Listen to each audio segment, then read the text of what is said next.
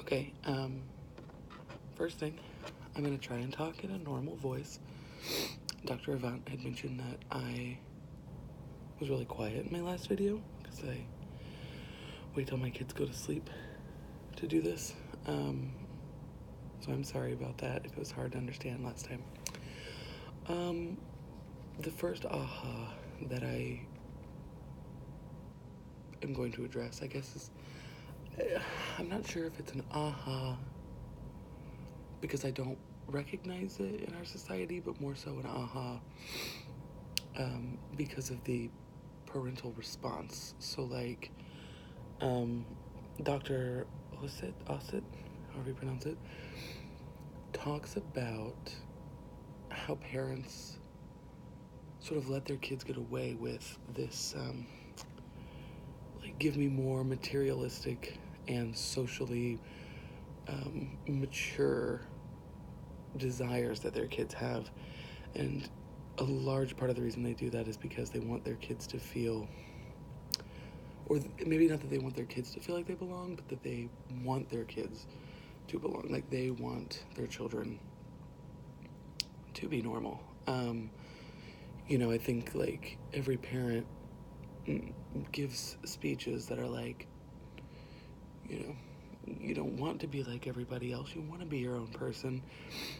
But deep down, there's a part of them that just wants their child to, like, fit in and not. And I mean, a huge part of that is probably fear of bullying.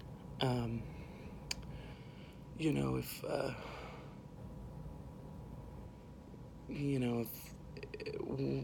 every kid on the volleyball team is wearing those short biker shorts, and I reference this because when I was in high school, what was cool, like what everybody wore, were like kind of oversized boy shorts, and we tucked in like tank tops into them. And I remember the first time one of my friend's kids had a volleyball tournament, she was wearing those really short kind of almost like boy brief shorts, like they kind of look like underwear. And I was not appalled, but I was like kind of shocked. Like, it's like, those are so little. Like, I can't even imagine how you're comfortable with her doing that. And she said, she was like, can you imagine if every other girl was wearing those shorts and I had forced my child to wear the shorts we wore when we played volleyball in high school? And it's not that she wants her daughter to be, for lack of a better term, it's not that she wants her daughter to be a sheep or just do what everybody else does.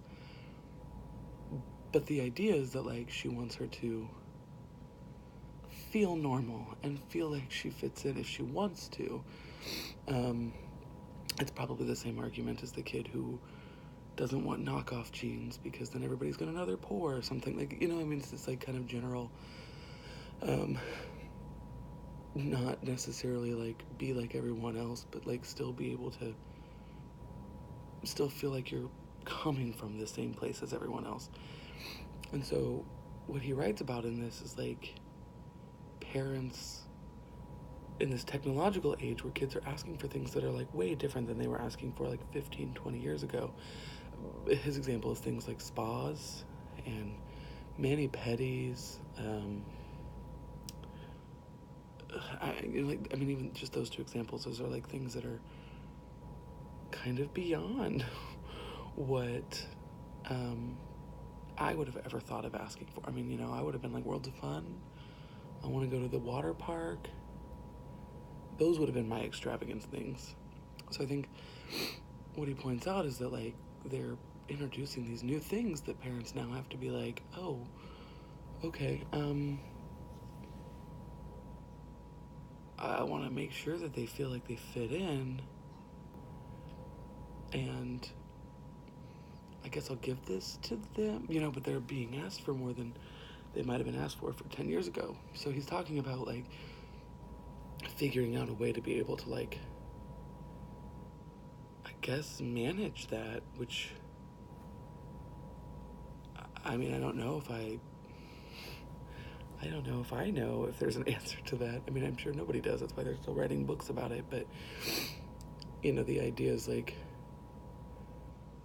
if the needs and wants of the younger generation are going to get bigger and crazier, weekend getaways, spa getaways, etc., how do you just go with it, or like do you create these boundaries? Because I think in the past parents kind of let their kids go with it. I mean, if a kid wanted to go to Chuck E. Cheese, even if the parent was like, that's a waste of money and it's boring and everyone's bored after an hour, they still did it because that was like what you did. That was like what you. Or Girl Scouts, I mean, there's just an endless amount of like examples of things we've done in the past. Anyway, I just thought that was really interesting. The next part that I found really interesting, which I think is somewhat obvious, I've talked about it a little bit on the forum, is the idea of like technology for education. But what I like actually found really interesting, and it was not in this book necessarily, it was in the articles that I was reading, is they were talking about the way in which technology helps people, maybe not with learning disabilities, but people with like the, see, I feel like I'm saying the word inability, but just people who don't have the same ability to like speak up or don't feel confident or get anxious, like, but how technology has like helped them, which I think the reason that it interests me or gave me my aha moment for the week is just thinking about like how that's probably been overlooked for a really long time. It's like we have focused on people who actually have like learning disorders, but I think probably brushed people aside that maybe just didn't feel comfortable in a learning environment, an educational environment, and maybe brushed them off as like lazy or disinterested.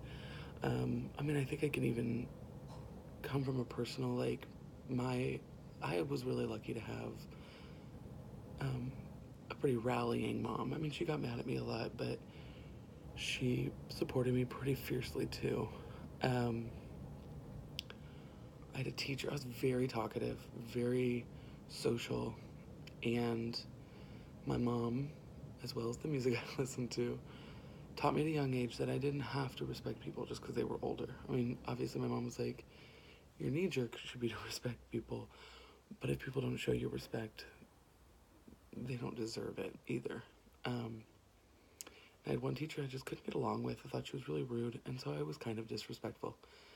As an adult looking back, I can be like, I probably didn't need to act the way I did, but I did. Um, and she called my mom in and told my mom, your daughter's spiraling out of control. And my mom was like, that's an awful thing to say about a student in your class. And the reason I bring this story up is I think about how I didn't have a learning disorder or anything like that. I wasn't interested in her class, and I wasn't interested in her, and I didn't want to raise my hand. And most of the time she shot me down. She was more conservative, and I would argue with her about stuff, and she was just like not interested. So I think about how much that happened to me. That like my desire to just kind of like not take part in those classes probably hindered me in some parts of my like growing up until I was older and I had good teachers who really like focused on me. But this technology that like kind of allows students to maybe sit back in class and not take part, but be able to take part in discussions like online or in forums or whatever, where I think aside from the fact that you might have some fears of like about your writing skills or punctuation or whatever, besides that, being able to discuss things on a forum allows you to kind of think about what you're going to say, take a second. And this isn't like just in a college level. I mean, like in high schools, kids being able to express how they feel without feeling immediate judgment. Someone might come back later and say something, but it's not the same as raising your hand in class and someone saying something snarky or whatever. But I just thought that was like really interesting because I think we probably do have a lot of students who do underwhelming work in high school not because they're underwhelming, but because there are opportunities where maybe the underwhelming part. Anyway, I would think it would really excite me to see the way that that helps kids who have a hard time focusing focus a little more. Bye.